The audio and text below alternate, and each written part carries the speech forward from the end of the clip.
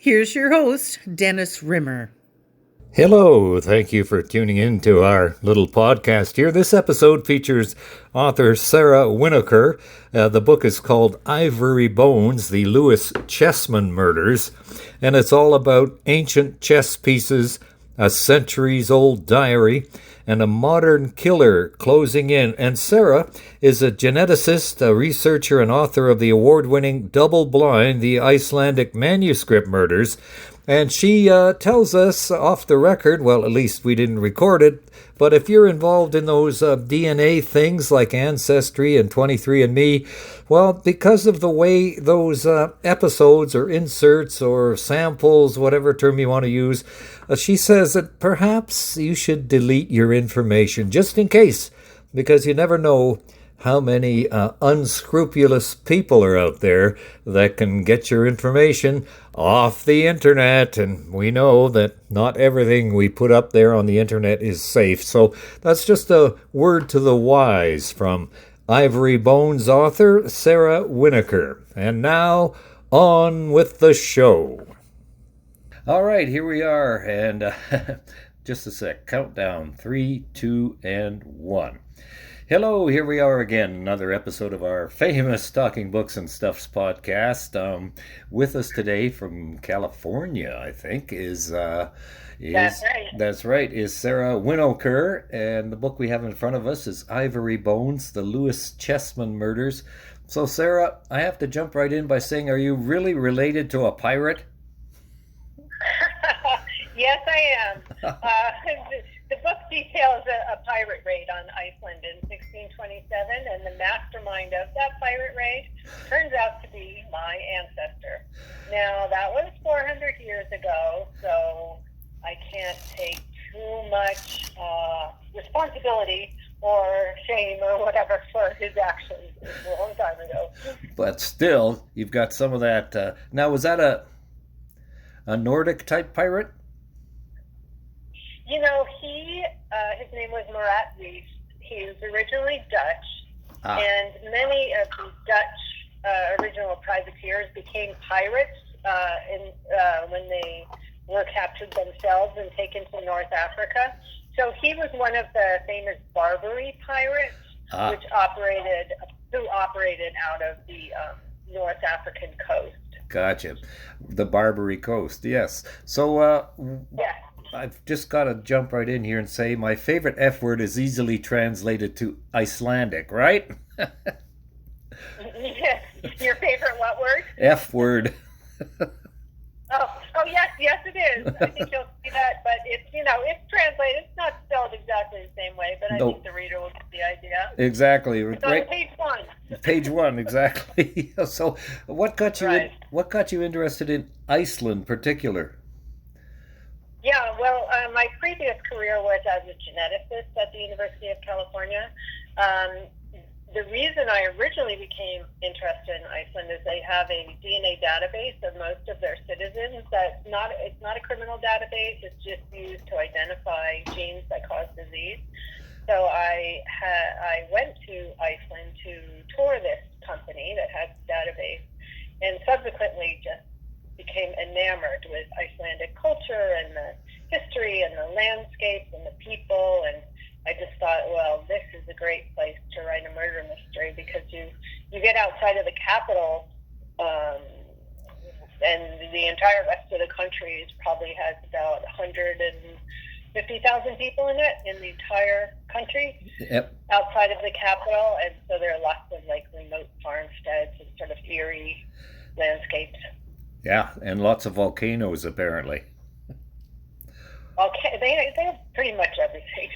Volcanoes, they've got fjords, they've got snow-capped mountains.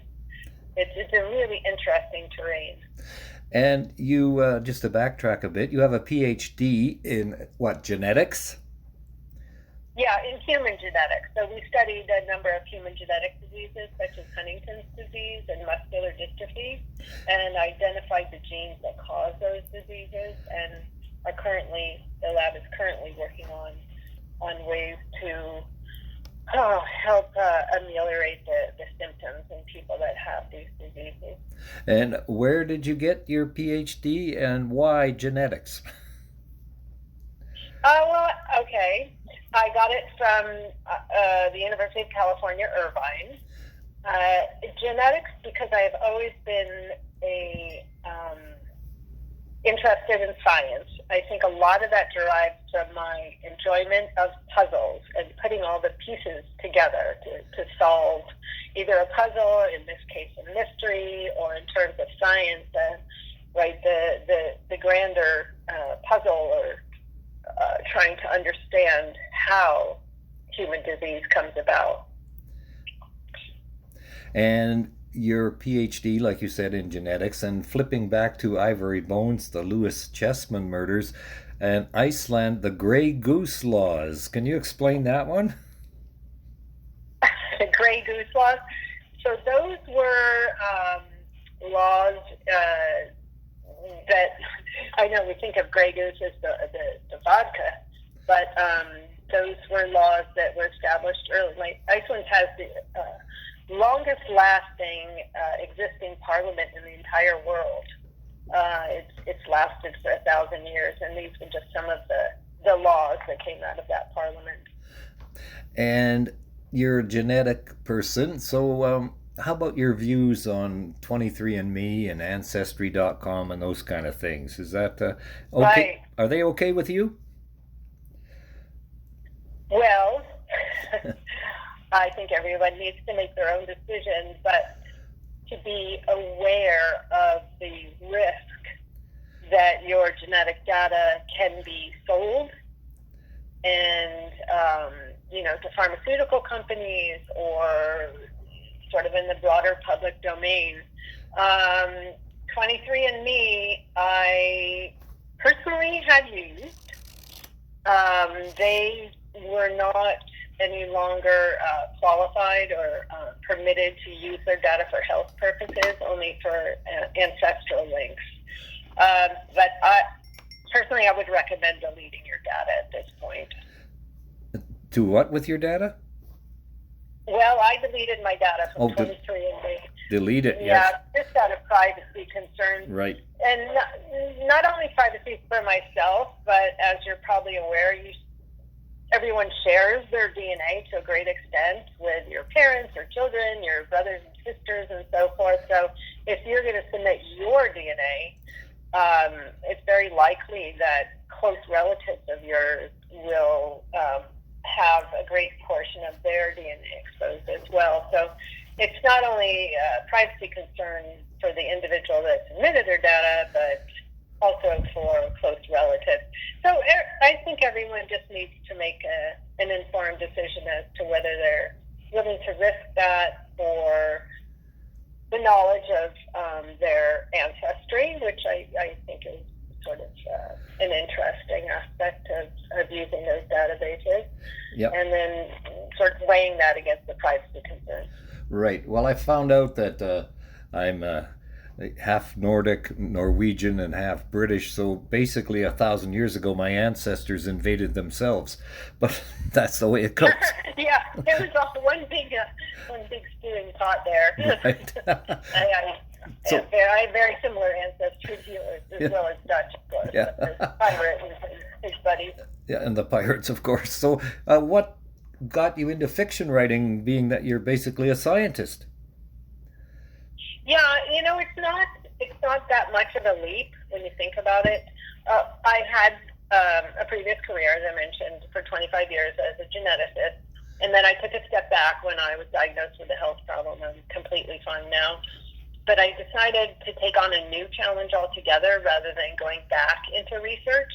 I thought, well, I did a lot of introspection and sort of asked myself, well, what do you really enjoy doing? And that was, I do enjoy writing. I've written a lot of scientific articles. Of course, writing fiction is a lot different. But I enjoy writing. I enjoy doing research. I enjoy puzzles. I enjoy reading historical fiction, as well as murder mysteries, Nordic noir, that sort of thing. Right. So your books are, first of all, you started with Double Blind, and now I have in front of me Ivory Bones. So how would you explain them in your, like an elevator pitch, 60 seconds or less? How are you going to explain those to would-be readers?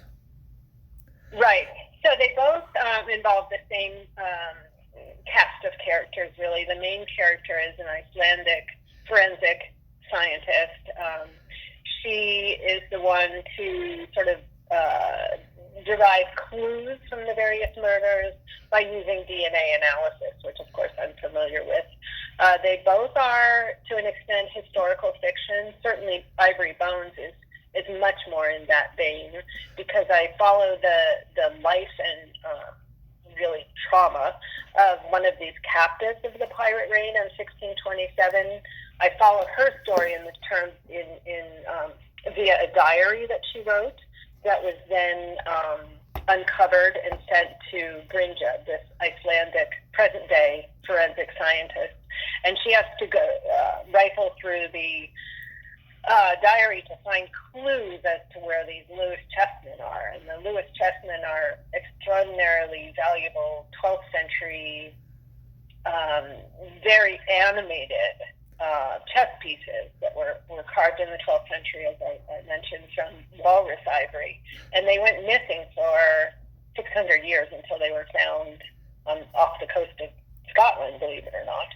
Oh. And one was recently found and sold for $1 million. One piece? So they're quite valuable. Oh. Yeah. Wow. And there's still 3 or 4 that are missing. And so there's some... there's some rather nefarious sorts that are looking to find them and sell them on the black market, and then other people want to find them for more, and honorable causes. Your Icelandic forensic geneticist, how do you pronounce her name, please? Brynja. Now, Iceland is very, very difficult to pronounce, so I say Brynja. Because it phonetically sounds that way. Yep. But if you ask any Icelander, it's like Brynja. Brynja. Yeah. Yeah, it's very, I thought at first, well, I'm just going to learn Icelandic. And then it turns out it's a very, very difficult language. And even if you get the wording correct, they just don't understand you because of the pronunciation. Yeah. Well, I'm trying to learn Norwegian, but I'm not having much luck. But it's quite easy because most of the words are English because the Viking invaders and back and forth. So a lot of the words are either English or Germanic when Norwegian is a Germanic license or language. But they say it's one of the easiest in the world to learn. So really? That's what they say. Well, good luck. I've been banging away at it for years, and I know one word, and that is "yeah." Well, that's a start. It's a start. And so these books, what kind of research do you have to do for them? As an American writing about Icelandic history and culture and people and landscapes and so forth, I really felt like I needed to dive deep into those aspects of Iceland. So I did extensive in-person research by going to Iceland now 6 or 7 times, talking to lots of people, reading books on those various topics, and then running by drafts of the book. I ran them by a number of Icelandic individuals just for, validity of some of the material. That sounds great. Now, you do travel a lot. Do you have a favorite place to visit? Oh, gosh. I have been very fortunate in my life to have traveled extensively. I think I've been to probably 70 countries now. Whoa. I would say, Iceland, of course. I'm going to Greenland in September, by the way. That should be interesting. Oh. I really enjoy nature and the outdoors and hiking and just beautiful, pristine nature. I went to the south of Chile a couple of years ago, and Patagonia in Chile, and it was just sort of blown over by the beauty of it Wow. So I suppose if I were to go back one place, I think I've done Iceland now, but I would go back to Chile for sure. Gotcha. And what is Nordic noir? What is Nordic noir? Yeah. It's a genre of literary fiction that is a lot more sort of gruesome and detailed murder scenes than I have in my book. I do have a number of murders, of course, but I don't dive into just how, graphic and gruesome they are. So Nordic noir tends to veer off in that direction. I mean, I'm not saying it's not great because I do enjoy it, but my books aren't quite Nordic noir. They're sort of more Nordic historical murder mysteries. Gotcha. That's a mouthful, I know. So, what? Just as an offshoot, do you have any hidden talents that we should know about? Hidden talents? Oh gosh. Well, I can rotate my eyeballs 360 degrees, like time and time again, so that they rotate like a Ferris wheel. It kind of freaks people out every now and then. I don't know if that you would call that a talent. Well, right now I'm really enjoying organic vegetable gardening. Oh. And I don't know that I have whole lots of talents, aside from writing and just enjoying the outdoors. Okay. And what's the best sandwich, in your opinion? Oh, the best sandwich, you're going to die. But I think it goes way back to my childhood. It's just lovely homemade bread with sliced tomato, mayonnaise, and salt. Yes. Not the healthiest, I know, Nope, except for the tomato. Yeah. But it just harkens back, we all love those. Yeah. Those, aromas and memories of our childhood. Okay. And some of the questions they had when I checked out the Black Chateau website was your tips for upcoming writers. What do you suggest? Well, I would suggest, I came to this after, as we have alluded to or mentioned, I had a career in science, and then I decided to just take a leap and challenge myself by delving into something that I had always wanted to do, but wasn't sure whether I could do it. And my advice is, if it's something that you're interested in, it's never too late.